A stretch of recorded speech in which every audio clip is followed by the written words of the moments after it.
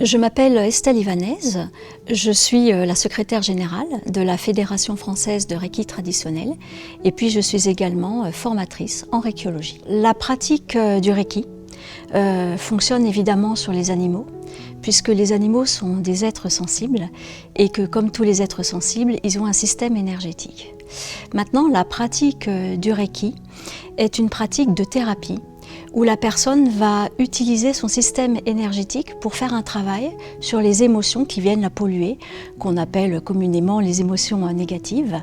Et donc évidemment, quand on parle avec un animal, c'est très difficile qu'il nous parle de ses angoisses, de son stress.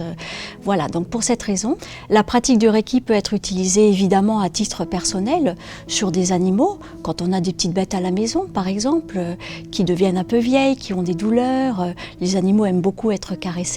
Donc évidemment que cette pratique du Reiki peut être utilisée sur les animaux. Maintenant, à titre professionnel, bien sûr que non, puisque ce serait dévoyer la pratique en faisant croire que le Reiki est une pratique qui se réduit simplement à l'énergie.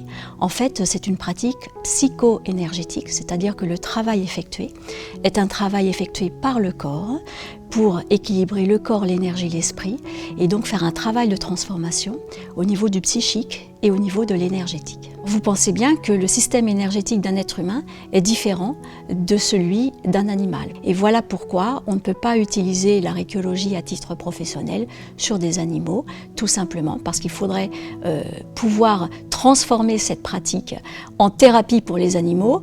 Or, la thérapie nécessite un dialogue entre le thérapeute et le patient, entre guillemets, ce qui n'est pas possible avec un animal.